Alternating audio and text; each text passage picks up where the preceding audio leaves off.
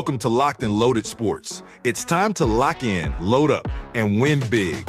If you're serious about sports and love cashing in on solid picks, hit that subscribe button, turn on notifications, and let's get to work. In this video, we will discuss the Sunday Divisional Round games with a pick on the spread and one for the total.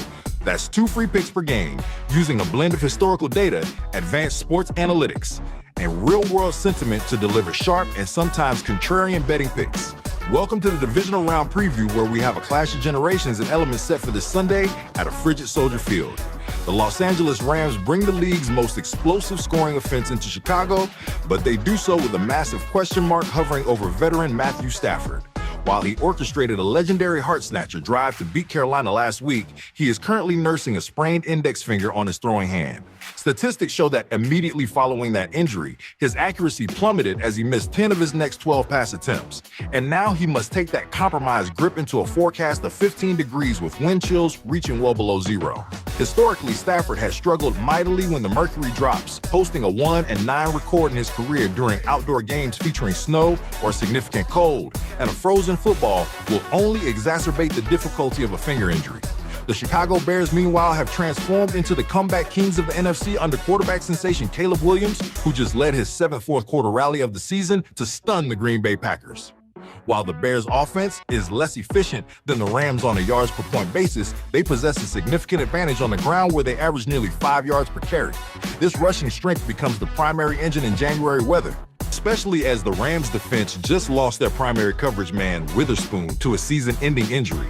Chicago faces its own crisis on the offensive line with rookie tackle Ozzie Trapilo out for the year, but Caleb Williams has proven throughout this season that his elite escapability can mask protection breakdowns, a trait that will be vital against the relentless Los Angeles pass rush. So when we look at the betting landscape, the Rams are currently listed as road favorites, but the historical trends scream for caution.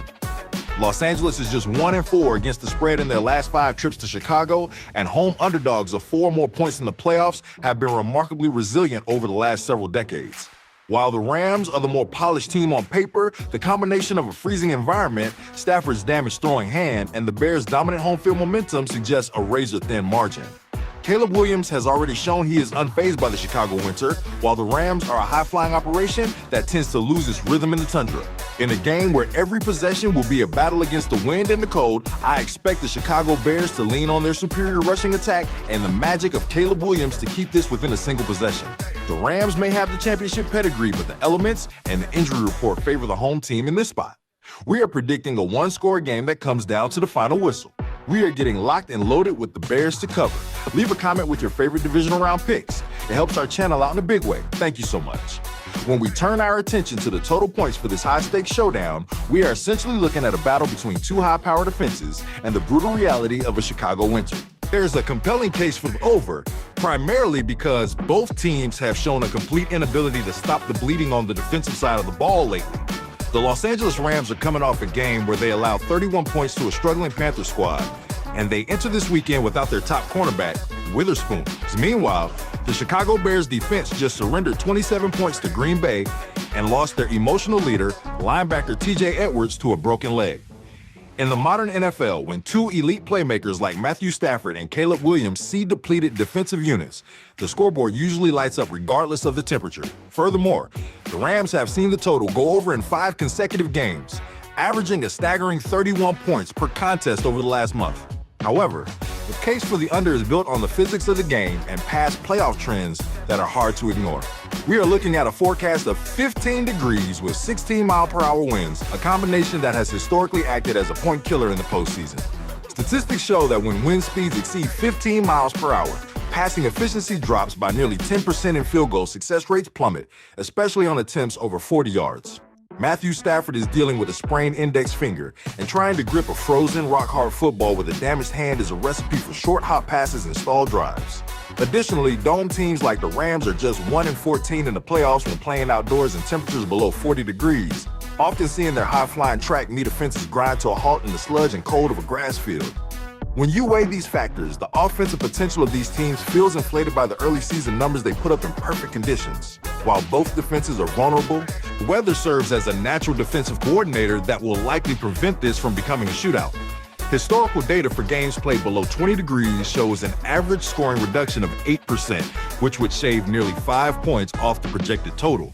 Between Stafford's injury, the loss of key offensive linemen on both sides, and the biting Chicago wind that will make deep passing a gamble, the environment is perfectly set for a low-scoring, grinded-out affair. For these reasons, we are getting locked and loaded with the under. If you want to be along for the ride, please remember to subscribe. We appreciate you.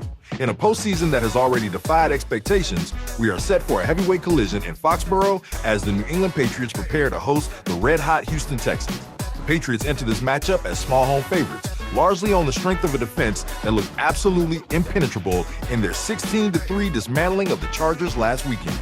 Under first-year head coach Mike Vrabel, this unit has found a new level of violence, surrendering an average of fewer than 8 points per game over their last 3 outings. However, a dark cloud hangs over the Gillette Stadium secondary as Pro Bowl cornerback Christian Gonzalez remains in concussion protocol. His ability to erase half the field in man coverage is the linchpin of Vrabel's scheme, and if he cannot go, the Patriots may find themselves uncharacteristically vulnerable against the Houston passing attack that thrives on explosive plays. The Texans arrive in New England riding the momentum of a 10-game winning streak that has seen them transform into the most dangerous outlier in the AFC. Houston's defense has become a scoring machine in its own right, as we saw in Pittsburgh when they turned a tight contest into a blowout with 2 defensive touchdowns in the fourth quarter. Quarterback C.J. Stroud has shown remarkable poise in hostile, freezing environments, but his path to victory becomes significantly steeper if star receiver Nico cannot clear concussion protocol. Collins is the undisputed engine of this offense, and without his ability to win on the perimeter, the Texans may be forced to rely on a rushing attack that has struggled with consistency throughout the season. When we look at the statistical landscape, the Patriots hold a definitive edge in efficiency, boasting a yards per pass differential of plus 2.65, which dwarfs Houston's mark. While the Texans have been a fantastic story for bettors, covering the spread in 5 of their last 6 road games. The Vrabel Factor at home in January is difficult to bet against. New England's offensive versatility, led by the dual threat capability of Maye and a rushing attack that ranks among the league's best, gives them multiple ways to win, even if the weather turns ugly. Ultimately, this game feels like a battle of wills between 2 elite defenses, but the Patriots' superior efficiency and home field advantage should be the deciding factors. While the Texans have the defensive playmakers to keep this game close and potentially frustrate Maye early, the depth of the New England roster and their dominant form at Gillette Stadium are too significant to ignore. We expect a hard-hitting affair where the veteran-led coaching staff of the Patriots finds a way to pull away late. We are getting locked and loaded with the Patriots to cover, with a lean on buying a half point. Please show your support by hitting that like button. It is totally free. Thank you. Now we turn the page where the total is set around a modest 40 points. We're looking at a classic tug-of-war between high-level defensive game planning and the potential for a sudden offensive explosion. There is a strong argument for the over, primarily because of the sheer efficiency of these 2 young quarterbacks. New England is currently averaging over 28 points per game, and in Maye, they have a signal caller who can destroy a defensive script with his legs.